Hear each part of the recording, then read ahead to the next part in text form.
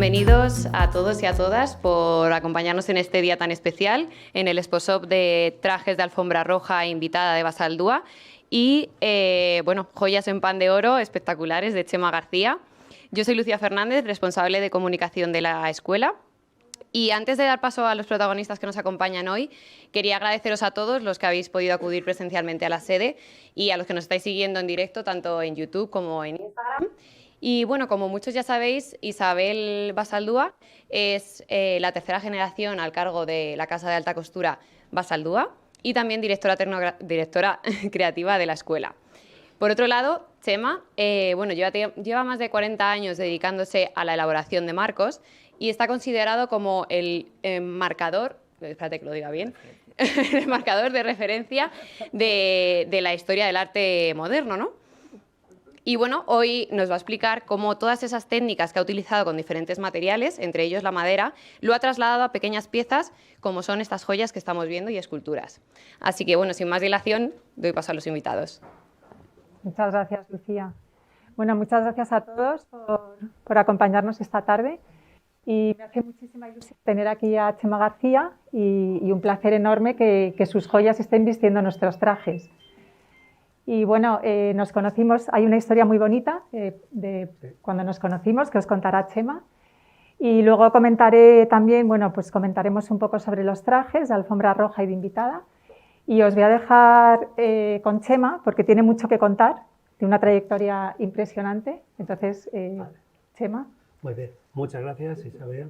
Bueno, es una oportunidad increíble estar aquí en la sede de la Tecnocreativa. Es un espacio maravilloso, ¿no?, para poder presentar estas cosas. Yo he trabajado 40 años con los marcos, o sea, elaborando marcos a mano, el marco artesanal, digamos, para museos, colecciones privadas, para todo el mundo. Empecé mi carrera en la década de los 70 en Londres. Yo hice escultura, Bellas Artes por escultura, y eso me llevó directamente a trabajar con Paul Levy, el enmarcador de referencia británico en aquel momento, duró hasta el 2008.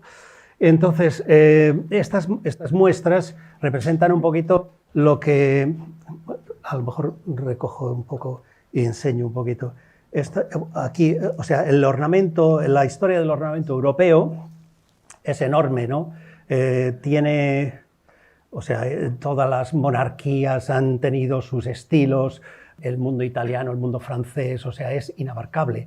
Yo he hecho muestras como estas tres, pues unas 300, para que veáis un poquito el tipo de rango de acción que hay en esto. Entonces, te familiarizas con la talla, el dorado, talla y dorado. Entonces, los ingredientes que forman los marcos son los mismos que luego voy a pasar a un mundo más abstracto, más contemporáneo, a creaciones modernas, digamos. Entonces, aquí, por ejemplo, pues esto es siempre madera, la base son los mismos. Los 4 elementos que componen un marco o todas las joyas que estáis viendo son, en principio, la madera, que sería el alma, luego el carbonato, el sulfato cálcico, carbonato cálcico, que es lo que llamamos el estuco, luego la arcilla, que es lo que subyace debajo del oro, que es una arcilla que es arcilla tamizada, muy fina, que es lo que va a permitir que se bruña el oro, etc. Y luego ya el metal, que es lámina de oro. Todo esto que vemos aquí no es un baño, no está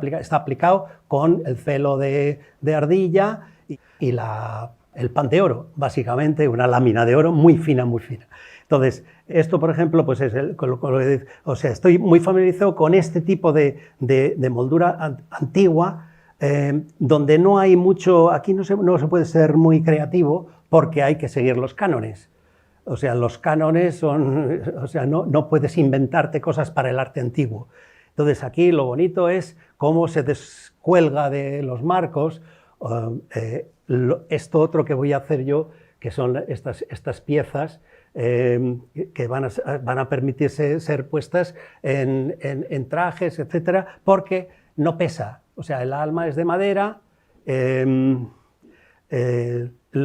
pero al final tú lo que estás viendo es una lámina de oro puro. Yo trabajo con 23 3/4 quilates, las joyerías normalmente se trabaja con 18, o sea que es algo que se puede defender en ese, o sea, lo que estás viendo es el oro que suena a oro, ¿no? Este sería uno de los, por ilustrar un poquito lo que he estado haciendo, pues esto, por ejemplo, todo esto tiene sus nombres, estos 300 que yo he ido produciendo a lo largo de los años, pues esto es un William Kent, este es el mundo de Andrea Palladio, de William Kent del siglo XVIII, primero, toda la primera mitad del siglo XVIII. Esto es lo que veríamos en muchos de los palacios estos del estilo palladiano en Inglaterra.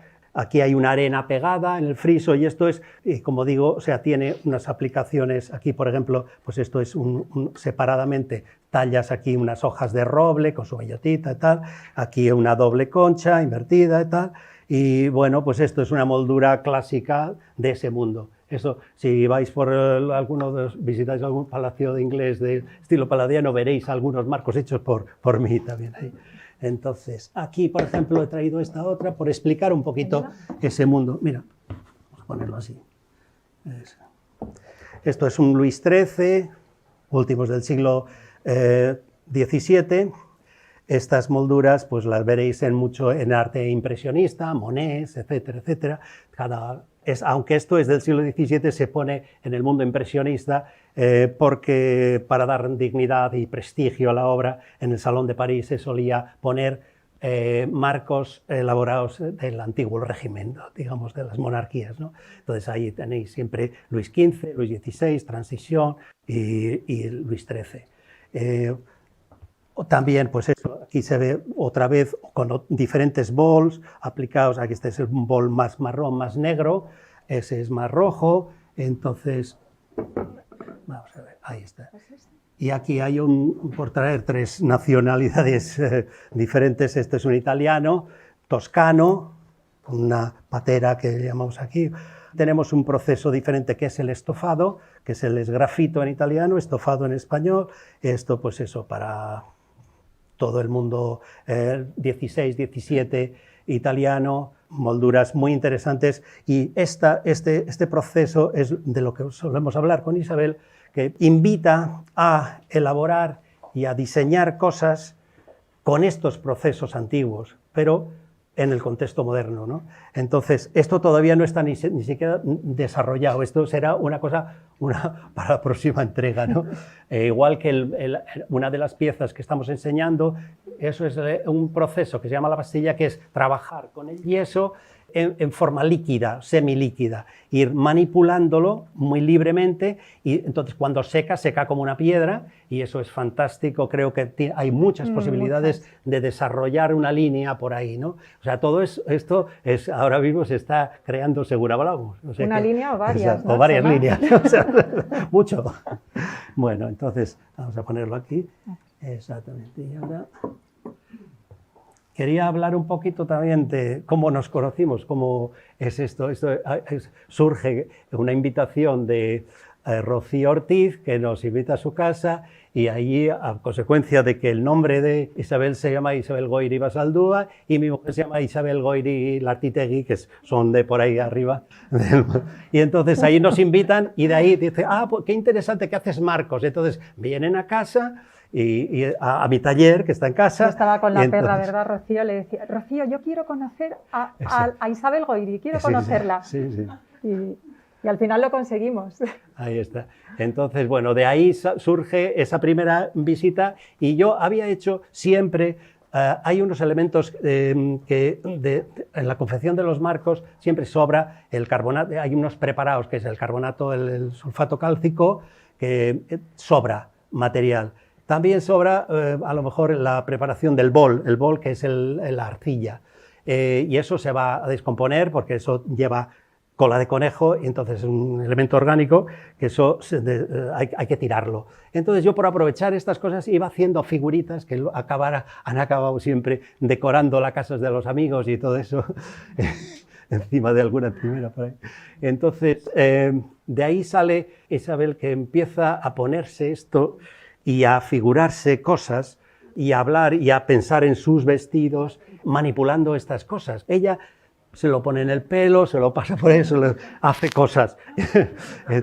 Entonces yo con estas ideas, yo ya tengo una primera, ya estoy inspirado. Entonces la próxima visita ya en su taller, voy allí con un alijo de cositas que ya se pueden poner. tipo así, ¿no? Y entonces ahí empieza todo un reconocimiento y una manera de trabajar, unos comentarios que a mí me parecen que hay una sensibilidad muy similar en la manera de enfrentarse a la creación de sus modelos, de sus vestidos y la creación mía, ¿no? Y entonces ahí empieza algo que no tiene fin. O sea, porque de repente viene la pandemia y entonces, ¿qué hago yo? Tengo poco trabajo porque la gente no se mueve y me dedico a hacer todo esto y mucho más que hay por ahí. Entonces, se ha llenado. Entonces, esta es la primera vez que sale a la calle porque ya no me cabía en casa. Bueno, me ha dado la oportunidad. El taller de Chema es impresionante, o sea, es un sitio, bueno, increíble para... Bueno, la verdad es que un taller lleno de cosas que solo sé yo dónde están las cosas, porque nadie puede entrar. El desorden es descomunal, o sea, no es como esto. Pero bueno, un taller, a mí me encanta el concepto de taller. A mí lo que me gusta de la tecnocreativa es que hay manos a la obra. Aquí hay cosas, yo veo las máquinas y a mí me seduce inmediatamente, ¿no? Claro, claro. Entonces, bueno, pues ese es el proceso. Luego, claro, ¿qué pasa? Que yo produzco, entonces hay que, y por eso necesito siempre pues venir, hablar con ella y ver por dónde vamos a tirar, ¿no? Y entonces esto es la... Y probar, ¿verdad? De probar, hacer pruebas. y hacer pruebas. Sí. Fue muy interesante que me regalarais un maniquí, porque eso me ha servido a mí mucho, claro, para ya ver el cuerpo humano,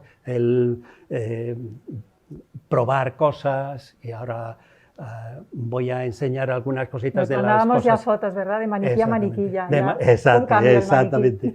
Entonces, aquí teníamos en la pantalla alguna cosita, bueno, por enseñar un poco el taller, parte del taller. Aquí estaba haciendo un marco barroco español. Me imagino que algún mil que otro habré hecho de marcos en el mundo, que está por ahí en las paredes colgados de muchos sitios. Lo que más me gustaba era la idea de que estas cosas, estos elementos que conforman los marcos podrían descender del marco y bajar a la calle, ¿no? Eso ya me estimuló mucho, ¿no? Y además, en este mundo no se puede, como he dicho, que no se puede ser muy creativo, porque esto hay unos cánones y hay unas reglas, sobre todo para el arte antiguo. Y hay muy poco que inventar. En el mundo muy contemporáneo se pueden inventar cosas y hemos hecho algunas exploraciones, pero no constituye un estilo. Los estilos están perfectamente delimitados en el arte, en los museos, en el arte europeo, ¿no? Aquí ya tenemos algo terminado, pues no es de oro, solamente tiene la línea interior, el filo del marco es dorado, envejecido, y esto es el siglo XVII holandés. Entonces ahí está un Hedda Claes, unos bodegones que está en el Prado. Hay muchos de estos, hay Rubens, toda la serie de la Eucaristía, están los 4 de Clara Peters, hay muchos en el Prado, no sé si hay 60 marcos míos por ahí. Aquí hay otro también en el Prado, este es de Mazo, la vista de Zaragoza, es grande, esto tiene 2,80 metros o algo así, y bueno, pues también trabajó con Velázquez. Estos son del barroco español, con esta esquina tan especial del mundo del Greco, etcétera, ¿no? Estos son los gente del mundo de los evangelistas. Esto está en Copenhague, hicimos 11 marcos barrocos para la colección napolitana de Copenhague. En el 17 se hizo esto. Es una especie de regurgitado inglés del mundo de Luis XIV, pero a la manera lo que llamamos allí chip carving, que es como una talla sin modelar. Interesante también, cómo puede quedar con arte contemporáneo. Esto es un Jalabert, artista mallorquín. Esto es también otro del mundo barroco español del 17, pues también de la colección napolitana. Bueno, aquí ya empieza, bueno, es un poquito lo que vamos a ver luego, pues gente que se presta para probar estas cosas que luego quedan muy graciosas en el pelo. Luego hay algunas que tienen. Sí, aquí luego Teresa nos va a hacer de modelo. Exactamente. Y nos va a enseñar. Esto está Work in Progress, que se llama, que sería fíbula de estas para sujetar un pañuelo, por ejemplo, todavía sin poner el bol y sin poner el oro, afinarlo, lijarlo. Hay mucha elaboración. El estuco que yo pongo suele ser entre 6 y 9 capas de yeso aplicadas, con lo cual esto dice mucho del proceso lento de elaboración de cada pieza. Todo está así, o sea que no hay nada, digamos, ready-made, comprado, O sea que esto está, o sea, a veces está tallado y a veces está, digamos, elaborado, compuesto, pegado. Luego lo que tiene, que unifica todo, es el yeso. El estuco puede cambiar la forma de las estructuras y les da, hay algo que es como, digamos, una fluidez en la manera de los encajes, las juntas, digamos, ¿no? Todo eso lo consigues con el yeso, con la aplicación con pincel entre 6, 7 y 10 capas para conseguir volumen, y a veces puedes recrecer una pieza de madera, le da más peso, obviamente, porque el yeso, el estuco pesa más, pero también puedes componer y puedes ayudar a formar la pieza. Aquí hay una como queda voluntaria que está por ahí y bueno, pues como puede encajar, es muy vistoso, ya lo veis. La verdad es que cuando se lo pone la gente le gusta, ¿no? O sea, bueno, yo creo que te contagia un poco la obsesión multiposición, ¿no, Chema? Exactamente, de los trajes porque al final es verdad, son esculturas que luego son joyas multiposición, ¿no? Que puedes utilizar de formas muy diversas. Sí, por eso se describe esto como una especie, algo a medio camino entre la escultura y la joya, ¿no? Un poco. Es diferente porque es muy volumétrico, algo que la joya al uso, por ser metal, el metal pesa mucho y no se podría llevar, simplemente no se podría llevar. Hay collares que tienen un volumen que casi es imposible concebirlos en otros materiales, ¿no? Luego aquí tenemos, bueno, pues es una pieza de las... Bueno, esta pieza ayer me la regaló Chema, porque quien me conocéis sabéis que me gustan mucho los vencejos. Los vencejos, que además acaban de llegar a Madrid y ayer me emocioné porque... Bueno, el vencejo es Isabel. Increíble. Es una pieza maravillosa. Luego la podéis ver que está ahí al fondo. Estos son una cosa que se llaman, bueno, en castellano se llama gallaritas, no sé de otra manera, pero precioso el nombre. Que sale de la picadura del roble, del insecto, que hace que se cree una bola, es una enfermedad. Y eso está lleno, toda la Sierra de Madrid está lleno de las gallaritas, pero bueno, están también con yeso, el estuco y unas bandoradas y otra, la pintura está en caliente al bol, con lo cual es muy resistente. La pintura al bol, como está liada con la de conejo, es muy poderosa y se aplica muchas veces. Puedes componer también, puedes utilizar acuarelas para componer colores, porque la acuarela es una cosa también, una sustancia tan fina, se presta mucho a componer el color con la base que sería el bol, o sea, el bol propiamente dicho. Hay bol de muchos colores, también no muchos, pero unos cuantos, el negro, el rojo, el amarillo, el azul, el blanco, esos son colores del bol.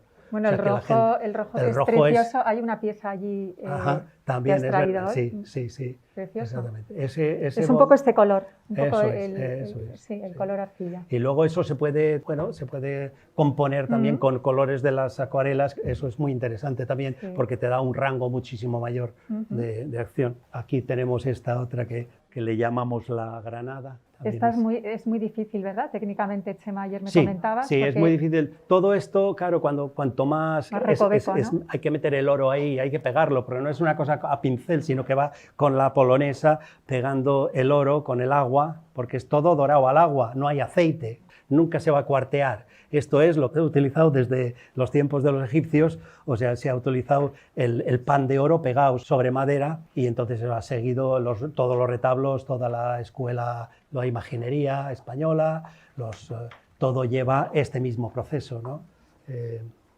Y bueno, pues la cuestión a veces se hace más dificultoso porque hay que repasar y no se pega en todos los sitios, entonces hay que repasar muchas veces para llegar a componer la pieza y que tenga una continuidad el oro, para que no haya rotos. Estas son las escamas de la piña recrecidas con yeso y doradas también.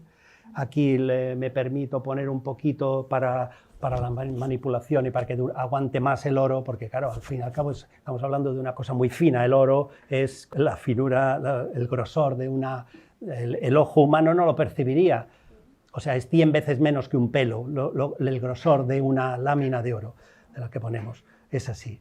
Antes, en tiempos clásicos, en el mundo griego, en el mundo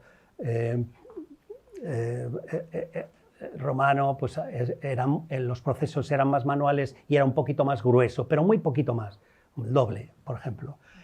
Aún así, 100.000 hojas forman una pulgada, es decir, o menos de una pulgada. O sea, es que es así. Entonces, ¿qué pasa? Que me permito poner, como decía, una lámina, un poquito de barniz para proteger un poquito de la manipulación. Aquí tenemos otro que hay una combinación entre plata y oro, que está arriba, que yo creo que queda súper fino, también con elementos naturales. Aquí tenemos esta que la llamamos doble zoqueta, que está allí. Hay otra que es la que está en la espiga, que es la zoqueta, pero que no está aquí en la foto. No la hemos puesto en la foto. No, pero no. esa zoqueta, que además el nombre es precioso, que ayer, Chema además nos enseña nombres, ¿no? Además de la masterclass que estamos recibiendo, impresionante. Ese traje realmente no iba con esa pieza y ayer lo colocamos y entonces me explicó lo que era una zoqueta, Chema, y el traje, si os fijáis, luego lo vais a ver, lleva espigas, ¿no? Entonces, como que se colocó casi de una forma mágica. Sí, ¿no? Para el que no lo sepa, la zoqueta es la pieza que protege de madera, que metes la mano izquierda para protegerla de la siega, de la hoz. Entonces, bueno, para que no te hiera. Entonces era una protección en la mano izquierda, la zoqueta. Siempre hablamos de la magia del diseño y se acaban colocando las piezas. La cuestión de la espiga venía muy a cuento y tal, ¿no? Y ayer descubrimos esto. Muy bien. Bueno, pues yo creo que ahí, esta era la última, ¿verdad? Bueno, luego comentar un poco los trajes. Tenemos algunas cartelas para que podáis ver, bueno, pues algunos, como el de Juan Acosta, que está aquí en la escalera, con esa pieza tan exquisita de Chema. Y bueno, este fue uno de los trajes que más éxito tuvo nuestro, Alfombra Roja, que fue para unos premios Goya. Es un terciopelo de seda maravilloso. Y técnicamente es un traje muy complicado, ¿verdad, Mariví? Lo deberías de contar tú, porque lleva corsé interior, que es lo que permite que ese traje no se caiga en ningún momento, no se ve por fuera, pero sí se nota, ¿no? Y hay algo ahí que lo está sujetando, ¿no? Bueno, luego el de Adriana Ugarte, que está fuera en el patio, toda a base de tiras de seda de Tailandia pura, es una seda natural que gracias a Lidia no lo he puesto al sol, porque ayer me dijo, o antes de ayer, ya no me acuerdo, Lidia me dijo, te quedas sin traje y gracias a ti va a seguir vivo. Este fue el de Silvia Abril, cuando presentó los Goya, todo de plumas. Yo no soy de plumas, si me conocéis lo sabéis muy bien y pensaréis que hace un traje de plumas, ¿no? A veces los estilistas tienen una idea muy fija y bueno, tienes que tener ese ten con ten, es decir, utilizamos las plumas, pero nos llevamos, ¿verdad, Mariví, a nuestro terreno el hacer el traje como nosotras queríamos, ¿no? Dentro de que había plumas. Y ahora con todo el tema de la sostenibilidad, bueno, pues lo pasamos muy mal hasta que averiguamos de dónde venían, ¿no? Realmente, para poder estar tranquilos. Casi me matan en el taller porque tuvieron que coser todas las tiras para hacer este traje microplisado marinero, porque bueno, pertenece a una colección que se llama The Tube, que también conocéis muchos de los que estáis aquí. Y la primera inspiración fue la Grecia clásica y bueno, la bandera de Grecia, ¿no? Entonces fue como el primero que salió y también un poco lo que dio pie a los demás colores de la colección. Es Elena Furiasi, bueno, luego lo podéis ver en las cartelas. María León, también es el traje microplisado. Silvia Martí, con el 2 piezas. Y luego Cayetana Guillén-Cuervo, que está aquí arriba en la escalera también, si os apetece verlo. Que ayer le pusimos, ¿verdad?, unas piezas muy bonitas. Es un traje muy años 30, está inspirado, bueno, ese patronaje tan bonito en crepe satén. Y la verdad es que los triángulos de Chema pues también parecía que lo estaban pidiendo, ¿no? Porque a veces cuando hacemos este modelo para clientas ponemos o broches o flores de azahar, si es un traje de novia, ¿no? Esos broches que sabéis que a veces van engarzados en uno y luego se separan, ¿no? Y bueno, ya está. Ya el resto de los trajes los podéis ver porque no hemos metido todos en la presentación. Y bueno, muchísimas gracias, Chema. No, a ti, ¿sí? Por favor. Y me gustaría contaros bueno, es entre anécdota y una cita que me gustó mucho. Esto es improvisado, no sé. También los que me conocéis sabéis que me encanta la cerámica. Y una de mis ceramistas favoritas se llama Lucy Rie, que el otro día estuvimos hablando de ella en clase, ¿verdad? Entonces, bueno, para hacer la historia corta, Lucy Rie, tuvo que huir porque era de una familia judía y cuando ocuparon, ella era nacida en Viena y tuvieron que huir de los nazis, ¿no? Entonces consigue un visado y se va a Londres a vivir. Entonces, bueno, ella había estudiado Bellas Artes y hacía cerámica. Entonces, cuando llega a Inglaterra, pues la mayoría de las fábricas que hacían botones, ¿no?, para la industria textil, para la industria de la moda, se habían reconvertido porque necesitaban todos los materiales que utilizaban para el armamento y para la guerra, ¿no? Entonces, ella ve que hay un espacio ahí donde puede haber un negocio y además puede seguir desarrollando su arte, ¿no?, su creatividad. Y se pone a hacer botones. Y entonces tiene muchísimo éxito. No sé si conocéis a Lucy Rie, pero de verdad mirarlo, porque aparte de los botones, siempre decimos que la moda se cuela por debajo de las puertas. Sus piezas, aparte de los botones, es muy conocida por sus vasijas y su arte en cerámica, ¿no? Y además, bueno, pues toda envuelta de esa exquisitez del modernismo en el que ella creció, ¿no? Entonces, bueno, eso es un poco para deciros quién es, así muy rápido, porque tiene una historia apasionante. Además, era una mujer increíble a todos los niveles, porque ayudó a muchísimos refugiados y además todo el mundo la conocía por ser muy generosa y por invitar a todo el mundo a té con un bizcocho en su casa, bueno, y acogía a muchísimos artistas, ¿no? Y la anécdota que os quería contar es que no hay mucho sobre ella. Yo estuve investigando bastante porque me fui metiendo y, bueno, cada vez me gustaba más y encontré un vídeo. Ahora no me acuerdo de memoria de los nombres. Sé que el coleccionista que hablaba de ella, que es un experto en el siglo XX, tanto en escultura, se llama Jeffrey, no me acuerdo, pero lo puedo colgar en Discord y lo podéis mirar el vídeo porque es bastante largo, pero es precioso porque él además enseña piezas de Lucy Rie y bueno, él es experto en cerámica japonesa, británica y americana, ¿no?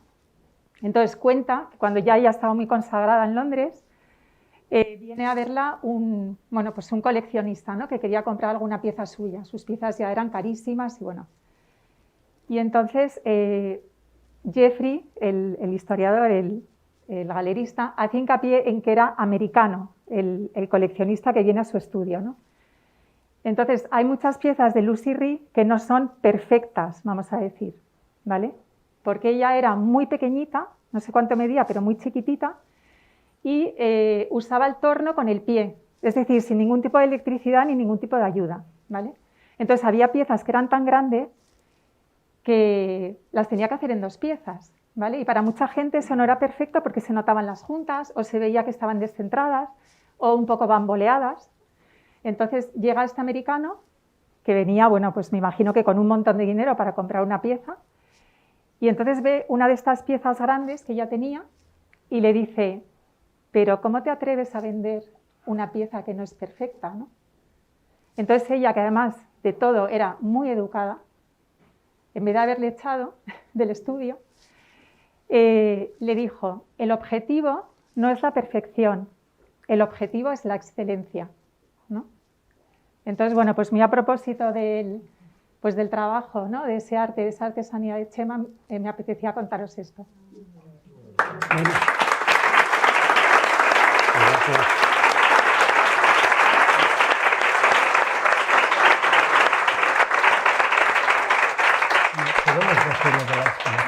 Sí, vamos a ver ahora a Teresa, que nos va a hacer de modelo, para que veáis lo bonito que tiene el pelo y la pieza. Gracias, Teresa. No pasa nada. Es que los que estáis viéndolo en casa, para que puedan apreciar bien. Ella también lo tiene en dorado. Sí, tiene en dorado una... Sí, pues ahora... que venga. Eso es, perfecto. Que vengan las modelos. Sí, genial. Aquí, además con el logo de la Tecnocreativa, que es fantástico. Ahí tenemos uno, dale una vuelta, eso es. Ahí está, una cosa Mira, así. un poquito más a Iker. Fantástico. Esto es para ir de fiesta. Sobre todo los que están en casa, para que puedan apreciar bien, bien todo. Eso es. Bien, muy bien, pues ya está. Muy bien. Pues bueno, muchas gracias. Muy bien. Me quedaba muy bonito la media naranja esa. Genial. Bueno. Y entonces, bueno, simplemente para terminar es un poquito esto acaba de empezar. A ver, Chema, que es que si no te Eso sales es, vale, del... sí. Ponte aquí. Esto, sí, que acaba de empezar la historia esta, porque estos son los primeros encuentros que han dado lugar a todo esto, que no se sabe, el futuro será lo que digamos. Bueno, Eso, todas ya esas series que tienes que hacer, ¿no? Exactamente. Ya tienes Yo tengo muchas en la cabeza nuevas. Mucha plancha. Sí. Nunca mejor dicho que la teología creativa, ¿no?